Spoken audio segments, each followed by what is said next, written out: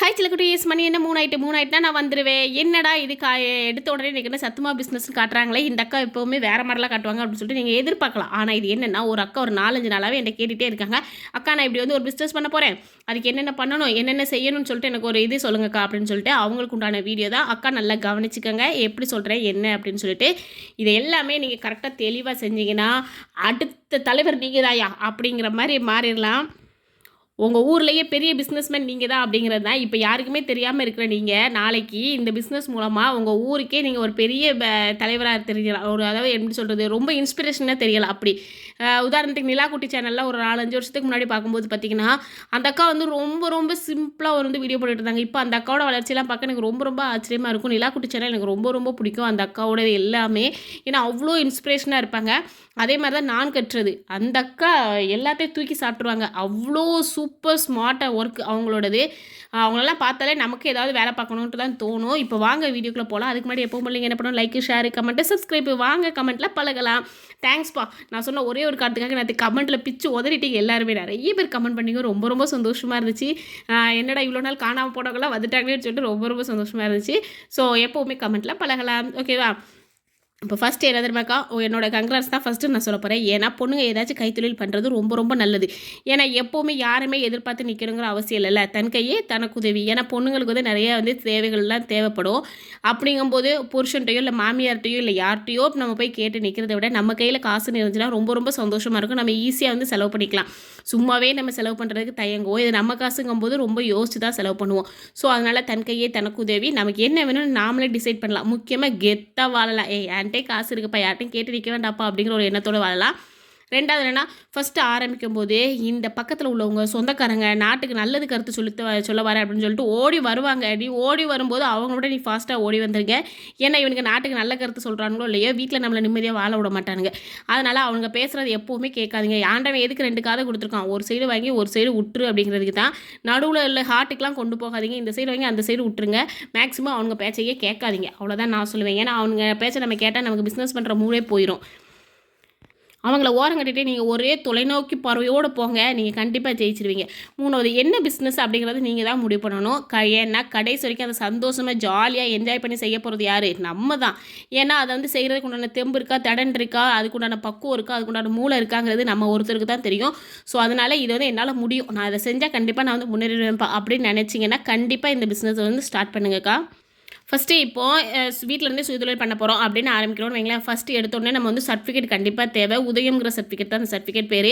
இதை வந்து நீங்கள் ஈஸியாக ஆன்லைனில் அப்ளை பண்ணலாம். என்ன பேர், என்ன தொழில் செய்கிறோம், என்னென்ன செய்கிறோம், எங்கே இருக்கிறோம், எந்த தெருவில் இருக்கிறோம்னு சொல்லிட்டு எல்லாமே விவரமாக அதில் வந்து எழுதிடுவாங்க. நம்மளோட ஃபோன் நம்பர் எல்லாமே, அட்ரஸ் எல்லாம் இந்த சர்டிஃபிகேட்டில் இருக்கும். இது என்னென்னு எனக்கு புரியலை, இது எப்படிக்கா செய்கிறது அப்படின்னு நினச்சிங்கன்னா, ஒவ்வொரு ஊர்லேயுமே ஒவ்வொரு மாவட்டத்தில் தொழில் மையம் அப்படின்னு சொல்லிட்டு ஒன்று இருக்கும். இப்போ ஒவ்வொரு ஊரில் திருநெல்வேலியில் இருக்கும், தூத்துக்குடியில் இருக்கும், மதுரையில் இருக்கும். அந்த மாதிரி இருக்க இடத்துல போய் தொழில் மையத்தில் போய் நீங்கள் போய் கேளுங்க, இப்படி நான் வந்து பிஸ்னஸ் பண்ண போகிறேன், எனக்கு வந்து நீங்கள் என்ன சர்டிஃபிகேட் எடுக்கணும்னு எனக்கு தெரியலை அப்படின்னு நீங்கள் போய் கேட்டிங்கன்னா அவங்க எல்லா டீட்டெயிலுமே சொல்லுவாங்க. இந்த டீட்டெயில் நமக்கு எதுக்காக, இந்த சர்டிஃபிகேட் எதுக்காக அப்படின்னா, ஏதோ ஒரு கரண்ட் பில் எடுக்கிறோம் அப்படி தானே, கரண்ட் பில் எடுக்கிறதுக்கு தேவைப்படும். மிஷின் வாங்குவோம் கண்டிப்பாக. நம்மளுடைய சக்ஸஸ் ஆனதுக்கப்புறம் நம்ம வந்து குட்டி மிஷின் தேவைப்படாது, கொஞ்சம் பெரிய பெரிய மிஷின்லாம் தேவைப்படும். அப்போ மிஷின் வாங்குவோம், தொழிலை வந்து பெருக்குவோம், லோன் வாங்கலாம், இல்லைனா நமக்கு வந்து மானியம் கிடைக்கும். ஏன்னா எல்லா தொழிலுக்குமே கவர்மெண்ட் வந்து கண்டிப்பாக மானியம் வந்து கொடுக்குறாங்க. ஸோ அந்த மானியத்தை வந்து நம்ம வந்து பயன்படுத்திக்கலாம். ஏன்னா நமக்கு கிடைக்கிற மானியத்தை நம்ம வந்து வேஸ்ட் ஆக்கணுங்கிற அவசியம் இல்லை. ஸோ அதனால் அதையும் வாங்கிக்கலாம். அந்த சர்டிஃபிகேட் இதுக்கு எல்லாமே தேவை. இன்னும் நிறைய ஸ்கீம் இருக்குது. நீங்கள் மாவட்ட தொழில் மையத்தில் போய் கேட்டாலே போதும், அத்தனையுமே சொல்லுவாங்க. அப்படி என்னால் தொழில் மையத்துக்கு போகலை அப்படின்னு நினச்சிங்கன்னா உங்கள் ஊர்லேயே அதுக்குண்டான ஏஜென்ட் வந்து இருப்பாங்க. அவங்கள போய் பார்த்தீங்கன்னா ஒரு 200 300 கேட்பாங்க போயிட்டு வர செலவுக்கு. அப்படி அவங்களுக்கு கொடுத்துட்டிங்கன்னா அவங்களே உங்களுக்கு வந்து எடுத்து கொடுத்துருவாங்க. முக்கியமான விஷயம், சில பேர் உங்களை பாராட்டுவாங்க, சில பேர் குறை சொல்லுவாங்க. குறை சொல்கிறோட போடா போடா போய் தள்ளுடா அப்படின்னு சொல்லிட்டு போய் தள்ளிக்கிட்டே இருட்டுருங்க. பாராட்டுறவங்கள ரொம்ப பாராட்டுறானா அவனை விட்டு கொஞ்சம் தள்ளியே இருங்க. ஏன்னா எவனுமே ரொம்ப பாராட்டுறானா நம்ம காலை பிடிச்சி தள்ளி விட போகிறோம் அப்படின்னு சொல்லிட்டு தான் அர்த்தம். ஸோ அதனால் பாராட்டுறவங்களையும் தள்ளி விட்டுருங்க, குறை சொல்கிறவங்களையும் தள்ளி விட்டுருங்க. நீங்கள் உங்கள் போக்கில் போய்கிட்டே இருங்க.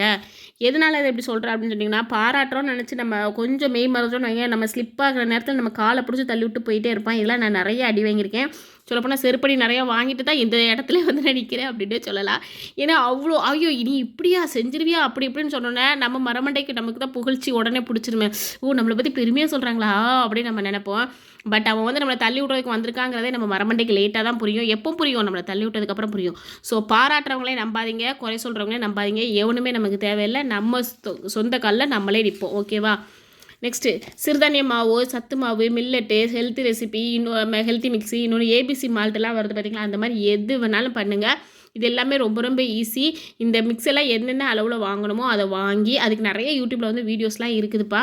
அதை வாங்கி நல்லா பக்குவமாக உட்காந்து பாருங்க. சுத்தமான முறையில் செய்யுங்க. உங்களோட டேஸ்ட் எல்லாருக்கும் பிடிச்சிருச்சுன்னு வைங்களேன், உங்களை விட்டு அவங்க யாரும் வெளில போகவே மாட்டாங்க. எப்போவுமே உங்கள்கிட்ட தான் வரணும் அப்படின்னு சொல்லிட்டு ஆசையோடு வருவாங்க. அதை நீங்கள் எப்படி தெரிஞ்சுக்கலாம்னா, ஃபஸ்ட்டு 1/4 கிலோ 1/2 கிலோ பாக்கெட்லாம் போட்டு பாருங்கள்.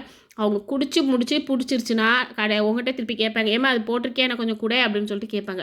அப்போவே தெரிஞ்சுக்க, நம்ம மாவு நல்லா இருக்குது, அப்போ நம்ம தொழிலை வந்து கொஞ்சம் பெருக்கலாம் அப்படின்னு நீங்களாம் முடிவு பண்ணிக்கோங்க. ஓகேவா? ஃபஸ்ட்டு பார்ட் டைமாக சேல்ஸ் பண்ணுங்கள். ஓகேவா? அப்புறம் ஃபுல் டைமாக மாற்றிடணும் கண்டிப்பாக. ஏன்னா பார்ட் டைம்லேயே இருக்கவே கூடாது. கண்டிப்பாக ஃபுல் டைமாக மாற்றுங்க. ஏன்னா நம்மளோட தொழில் வந்து வளர வளர நமக்கு சந்தோஷம் தானே. ஃபஸ்ட்டு கொஞ்சமாக ஸ்டார்ட் பண்ணுங்கள். எடுத்த உடனேயே ஒரு 50 கிலோ 100 கிலோ அப்படின்னு போடாமல் ஒரு 5 கிலோலேருந்து ஸ்டார்ட் பண்ணுங்கள். இல்லை அதோட கம்மியாக கூட ஸ்டார்ட் பண்ணுங்கள். நீங்கள் ஆனால் 5 கிலோ ஸ்டார்ட் பண்ணுங்கப்பா. ஸ்டார்ட் பண்ணி 1/4 கிலோ 1/2 கிலோ பேக்கெட் போடுங்க. இந்த 1/4 கிலோ 1/2 கிலோ பேக்கெட்டை வந்து பக்கத்தில் இருக்க சின்ன சின்ன கடைகள்லாம் இருக்கும் பார்த்திங்களா, அவங்ககிட்ட போய் கொடுங்க. சூப்பர் மார்க்கெட்டில் போய் கொடுங்க. இல்லைனா பெரிய பெரிய ஹோல்சேல் கடைகள்லாம் இருக்கும் பார்த்திங்களா, அவங்ககிட்டலாம் போய் கொடுங்க. அவங்ககிட்டலாம் கொடுத்திங்கன்னா, மளிகை கடையிலலாம் போய் கொடுத்திங்கன்னா அவங்ககிட்ட சொல்லுங்கள், உங்களுக்கு வந்து நான் இவ்வளோ லாபம் வச்சு தாரேன், நீ இப்போ ஒரு கிலோ வந்து 500 அப்படின்னா நான் உங்களுக்கு வந்து கொஞ்சம் கம்மி பண்ணி தாரேன், நீங்கள் எனக்கு வந்து விற்று கொடுங்க அப்படின்னு சொல்லிட்டு கொடுங்க. இதே நல்ல பழக்கமானவர்களாக இருந்தாங்கன்னா ஓகே அப்படின்னு சொல்லுவாங்க. சில பேர் வந்து மூஞ்சில் அடிச்சாக்கலாம் மாட்டேன்பானுங்க. அப்படி மாட்டேன்னு சொல்லிட்டாங்கன்னா போடா பொடிப்பையா அப்படிங்கிற மாதிரி தள்ளி விட்டு தூரம் வந்துடுங்க. சரிங்களா? ஏன்னா இதை விட நீங்கள் வந்து சக்ஸஸ்ஃபுல்லாக கண்டிப்பாக வர்றதுக்கு வாய்ப்பு இருக்குது. அதனால் சின்ன சின்ன கடைகளுக்கெல்லாம் கொடுத்து பாருங்கள். பக்கத்தில் இருக்க அக்கம் பக்கத்தில் இருக்கவங்களுக்கும் கொடுத்து பாருங்கள். நல்லவங்களாக இருந்தால் கொடுங்க, கெட்டவங்களாக இருந்தால் தள்ளி விட்டுருங்க. நல்லவங்களாக இருந்தாங்கன்னா அக்கா அங்கே பாருங்கள் நான் இப்படி செஞ்சுருக்கேன், நீங்கள் குடிச்சு பாருங்கள், நல்ல டேஸ்ட்டாக இருக்கும்னு சொல்லுங்கள். உங்கள் ஃப்ரெண்ட்ஸ் ரிலேட்டிவ்ஸ்லாம் கொடுங்க. உங்கள் ஃப்ரெண்ட்ஸ் வந்து கண்டிப்பாக நமக்கு வந்து நல்லது மட்டும் தான் நினைப்பாங்க. உங்கள் ஃப்ரெண்ட்ஸ்லாம் கொடுங்க. இங்கே பாரு நான் இப்படி செஞ்சுருக்கேன், நீ வந்து சாப்பிட்டு பார்க்குறியா அப்படின்னு சொல்லிட்டு கொடுங்க. உங்களோட ஹஸ்பண்டோட ஃப்ரெண்ட்ஸ்கிட்ட வந்து கொடுங்க. இவங்கெல்லாம் வாங்கிட்டு நல்ல ஒரு ஃபீட்பேக் கொடுக்கும்போது நமக்கு இன்னும் சந்தோஷமாக இருக்கும். இன்னும் நமக்கு வந்து ஒரு உத்வேகமாக இருக்கும் அப்படின்னு சொல்லலாம். ஏன்னா நம்ம இன்னும் அதிகமாக செய்யணுங்கிற ஆசையும் வரும். ஸ்டார்டிங்கில் கொஞ்சமாக தான் லாபம் இருக்கும். ஃபஸ்ட்டே சொல்லிட்டேன்ப்பா, ஸ்டார்டிங்கில் எடுத்த உடனே நான் ஒரு 50,000க்கு நான் பிஸ்னஸ் பண்ணேன், எனக்கு வந்து 50,000 லாபமாக இருக்கும்னு நினச்சிங்கன்னா சத்தியமாக கிடைக்காது. ஃபஸ்ட்டு ஸ்டார்டிங்கில் கொஞ்சம் கம்மியாக தான் இருக்கும். எந்த ஒரு பிஸ்னஸ் வந்து ஸ்டார்டிங்கில் கம்மியாக இருக்கோ அது வந்து லாஸ்ட் வரைக்கும் நம்ம கூடவே இருக்கும். ஃபஸ்ட்டு அதை நல்லா தெரிஞ்சுக்கங்க. சரிங்களா? ஏன்னா எனக்கு தெரிஞ்ச ஒரு அண்ணம்லாம் அவங்க ஃபஸ்ட்டு கடை வைக்கும்போது ரொம்ப ரொம்ப கம்மியான அடிமாட்டு ரேஞ்சுக்கு வந்து விற்பாங்க. அடிமாட்டு ரேஞ்சுன்னு அவங்களுக்கு புரியுதா? எதுக்குமே உதவாமல் ரொம்ப கம்மியான ரேட்டுக்கு விற்றாங்க. அப்போ அவங்களோட ரிலேட்டிவ்ஸ் எல்லோரும் சொன்னாங்க, இவன் பிழைக்க தெரியாதவனா இருக்கான், நான் அதே பொருளை வாங்கி நான் வந்து 5 மடங்கு லாபம் வச்சு விற்கிறேன், எனக்கு எப்படி விற்கிது, நான் இவனுக்கு இன்னும் பிழைக்கவே தெரியல, இவனுக்கு இன்னும் சூதுவாது இல்லைன்னு சொல்லிட்டு அவனை அவ்வளோ மட்டம் தட்டுனாங்க. எனக்கு நல்ல ஞாபகம் இருக்குது. இப்போ அந்த அண்ணன் கிட்டத்தட்ட எத்தனை ஒரு 7 8 கடை வச்சுட்டாங்க. இப்போது அந்த அண்ணனை பார்த்து எல்லாருமே வாயை பொழந்து பார்க்குறாங்க. என்னென்ன ஏன் இப்போ பரவாயில்லையடா, கம்மியான லாபத்தில் கொடுத்துக்கிட்டு இருந்தான்னு சொல்லிட்டு எல்லாருமே திட்டணும். பட் இப்போ பார்த்தீங்கன்னா இவ்வளோ கடை வச்சு இவ்வளோ முதலாளி ஆகிட்டானே அப்படின்னு சொல்லிட்டு இப்போ அவனுக்கு கீழே ஒரு 10 பேர் வேலை பார்க்குறாங்க அப்படின்னு சொன்னால் எவ்வளோ சந்தோஷமான ஒரு விஷயம். இதெல்லாம் அவங்களாம் பார்க்கும்போது இதெல்லாம் நமக்கு ஒரு பெரிய இன்ஸ்பிரேஷனுங்க. ஓ சரி, நம்ம அப்போ வந்து கம்மியான லாபத்தில் ஆரம்பித்து நம்ம வந்து பெரிய பிஸ்னஸாக வந்து கொண்டு போகலாம். ஆனால் அது என்னதான் தரமாக இருக்கணும், அது மட்டும்தான் மெயின். ஓகேவா? எல்லாமே எங்கே தரமாக கிடைக்கும்னு ஃபஸ்ட்டு பாருங்கள். ஹோல்சேல் கடையில் எங்கே கிடைக்கும் அப்படின்னு சொல்லிட்டு நீங்கள் யோசிங்க. ஏன்னா நீங்கள் ரீசேல் கடையில் வாங்கினீங்கன்னா உங்களுக்கு வந்து லாபம் அந்தளவுக்கு இருக்காது. இப்போ 50 ரூபான்னு சொன்னீங்கன்னா ஒரு கிலோ ராகி வந்து 50 ரூபா அப்படின்னா ஹோல்சேல் கடையில் போய் பார்த்தீங்கன்னா 40 ரூபாய்க்கு தான் கிடைக்கும். அப்போ நமக்கு எது லாபம்? 10 ரூபா நமக்கு வந்து கிடைக்கும். இதே நம்ம ரீசேல் போய் கேட்டோன்னா 45 ரூபா வந்து கிடைக்கும். 45 ரூபான்னு தந்தானா, ஏன்னா அவனுக்கு 5 ரூபா லாபம் வச்சு தான் எடுப்பான். ஸோ அதனால நமக்கு 10 ரூபா லாபம்னா ஹோல்சேல் கடை எங்கே கிடைக்கும் அப்படின்னு சொல்லிட்டு பாருங்கள். ஓகேவா? லாஸ்ட்டாக சீக்கிரமாக முன்னேற நினச்சிங்கன்னா கண்டிப்பாக பிஸ்னஸ் பண்ணுங்கப்பா. பிஸ்னஸால் மட்டும்தான் சீக்கிரமாக முன்னேற முடியும்.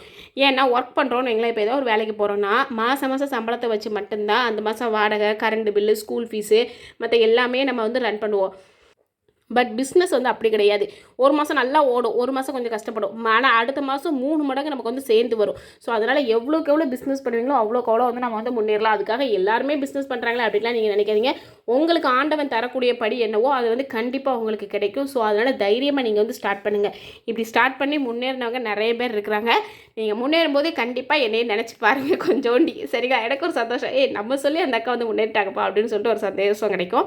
ஸோ அதனால தான் இப்போ உங்களுடைய சத்துமா பிஸ்னஸுக்கு தெளிவான விளக்கங்கள் எல்லாம் நான் கொடுத்துட்டேன் நான் நினைக்கிறேன்க்கா. என்னுடைய வீடியோ பிடிச்சா லைக் பண்ணுங்கள், ஷேர் பண்ணுங்கள், கமெண்ட் பண்ணுங்கள், சப்ஸ்கிரைப் பண்ணுங்கள். வாங்க இன்னொரு வீடியோவில் புதுசாக நம்ம வந்து கற்றுக்கலாம். டாட்டா, பாய்மா.